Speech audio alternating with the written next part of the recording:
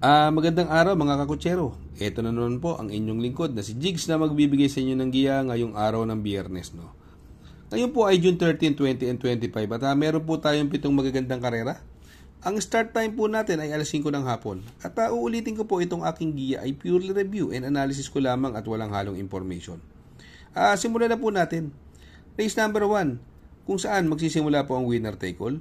3-year-old and above maiden race placer. Distance is 1,400 meters. Dito, may mga bagong kabayo. Yung gain, wala akong preba, pero isasama ko po yan. Mukhang may buti, sa kay King Flores. Mukhang kay Atty. Morales ito. At alam naman natin napakaraming imported na parating ni si Atty. Morales. Baka may galing po itong kabayo. Sasama ko po yan, pandeado. Pero ako, napupusuan ko po dyan yung Queen Marchesa. Although medyo hindi siya nauna nung karera. Pang-apat lang siya dumating. Siya po yung segundo llamado dun sa laban na yun. Sa tingin ko ngayon siya mauuna rito. At tingin ko dun siya magaling kung mauuna. Siya po ang napupusuan ko dyan. Ang tingin ko magbibigay ng magandang laban, numero 1, Super Dancer. Napapatubayan ni Christian Advincula. Yung 2 de Junio, may 1.17 po yan sa 1,200 meters. Sakay ni A.R. Ramos.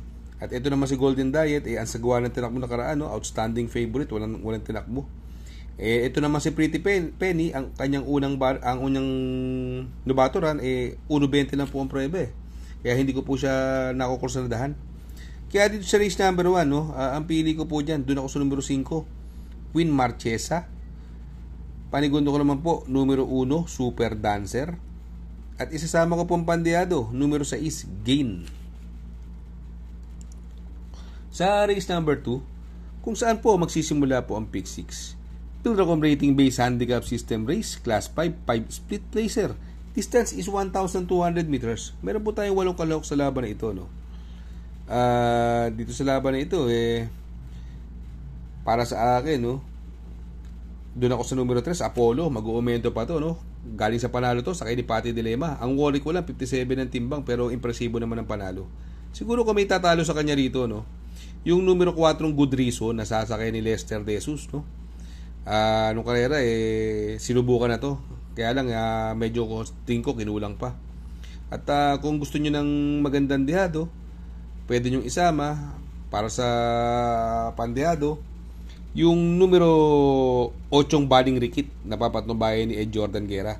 Kaya sa race number 2, pili ko po doon ako sa numero 3, Apollo. Panigundo ko naman po numero 4, Good Reason. At isasama ko pandehado yung numero 8 Baling Rikit. Sa race number 3, dito po magsisimula ang pick 5. 3-year-old group, 6 race placer. Distance is 1,400 meters. May 7 kalahok po tayo dito. Ito, pares galing sa panalo. Numero 2, Great Barrier Reef, medyo impresibo yung tinakbo niya nakaraan, tinalo niya Sir Aladdin. At ang layo niya po nanalo sa kay ni JL Lazaro. Itong Gentleman Bell, ang galing din po ng tinalo. Naka-upset po siya sa mega outstanding favorite. Banderan tapos din po sa kay ni JB Hernandez. Mukhang mag-uumento pa. Ito naman galing stakes race na si Lola's favorite. Sa kay ni RC Baldonido. Kung sakaling magkaroon ng lutsahan, ito po ang re-remate dyan. At ang galing din po ng mga tinatakbo niya, Lola's favorite. Nag-uumento itong kabayong ito. Kaya dito sa race number 3, pili ko po numero 2, Great Barrier Reef. Panigundo ko naman po, numero 3, Gentleman Bell. At isasama ko pong pandeado, numero 4, Lola's Favorite. Sa race number 4, dito po magsisimula po ang pick 4. Pilracom rating based handicap system race, class 5, 6 to 10 split. Distance is 1,200 meters. May 8 kalahok po tayo dito, dito, ganda na numero Street Magic. Pero may mabilis, andyan si Golden Petita, at hindi masyadong maganda tinatakbo ni Street Magic, Although, kung titingnan mo, yan po ang may pinaka-best time po, yung maiden po niya, nag-1.14 po yan, Street Magic, kaya lang, wala sa condition tong kabayo, si kabayo. Andyan pa si Golden Petita, mabilis din po yan. Siguro, pwedeng magandang dehado rin po dyan, pwedeng isama, numero 7, Chef Cut. Kasi labos pabalik, Color Blast, pares de remate po yan, Yung Rapis point, ang baba na, kaya lang wala pa rin masyadong pinapakitang maganda. Siguro, 3 na rin pipiliin ko rito, no? Doon po ako sa numero 8, Golden Petita. Panigundo ko naman po, numero 7, Chef Cut. At isasama ko po pandiado, numero 3, Street Magic. Sa race number 5, Pilracom Rating Based Handicap System Race, Class 5, 6 to 10 split. Distance is 1,200 meters. At dito po, meron po tayong 8 kalahok, no? Dito, no, kung napansin ko rito, bagong baba, numero 1, Mr. Aldrich, no? Siya mauna rito, pero may magbibigay ng pressure sa kanya rito. Yung numero 6 na bagong baba rin, Victorious, sa kanya ni RC Baldonido. May galing din po yan, Victorious. Kaya lang, kung maglulutsahan sila, yung French Leather po, no? Ito, laging in the money, French Leather, no? Ang lalakas din ang nilalabanan nito, no? 2 beses tinalo ni Margo, 2 beses na segundo. Kaya siya po ang napupusuan ko dyan, French Leather. Sa kanya ni Pamboy Ponce, gamay niya po yan. Ang panigundo ko po rito, numero 1, Mr. Aldrich, na sa kanya ni Dan Camanyero. Kaya sa race number 5, pili ko po. Doon ako sa numero 3, French Leather. Panigundo ko naman po, numero 1, Mr. Aldrich. Sa race number 6, sa penultimate race, Pilracom Rating Based Handicap System Race, Class 4, 22 to 27. Distance is another 1,200 meters. Meron po tayong 7 kalahok. Dito sa karerang ito, sa tingin ko, wala na pauunahin. Numero 6, Simple Jesse. 2 beses tumakbo, galing pahinga. 1 segundo nung nakaraan, pang-4. Antibay sa unahan. John Paul Guse, sa tingin ko, siya po ang napupusuan ko dyan. Ang tingin ko magbibigay ng magandang laban yung numero 1 Maybell na bagong baba sa kay ni Uno Hernandez. Si Attractive Force, bagong baba rin po sa kay ni Patty Dilema, kaya lang lately walang masyadong magandang tinatakbo. Kaya sa race number 6, pili ko po, doon ako sa numero 6, Simple Jesse. Panigundo ko naman po, numero 1, Maybell. Sa race number 7, sa last and final race, Pilracom Rating Based Handicap System Race, Class 4, 16 to 21. Another 1,200 meter distance. At dito po, may 8 kalahok, no?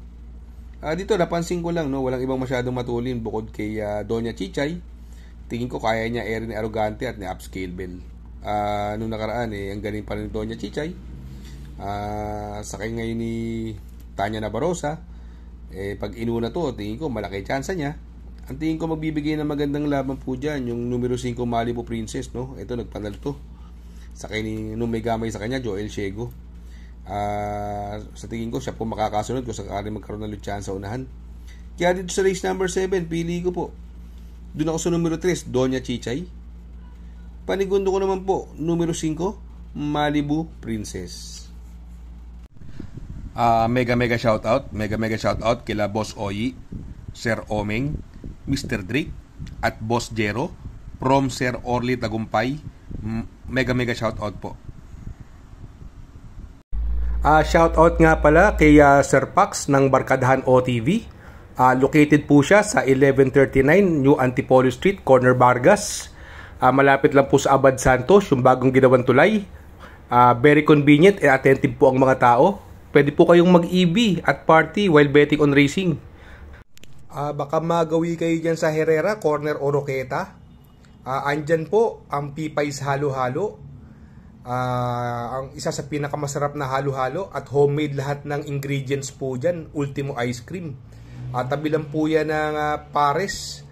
At tatapat po ng Kapihan. Shout out kay Sir Arnel Mendoza. Please support his channel. Shoutout po, Sir Arnel Mendoza. Good luck mga kakutsero. Sana po matapat ang ating giya at yung mga nakasunod. Sana po ay magsitama po kayo. Ako yung makikiusap lamang at makikisuyo sa inyo na please like, share, subscribe, and hit the notification bell para update kayo sa aking mga giya. Good luck po and happy racing.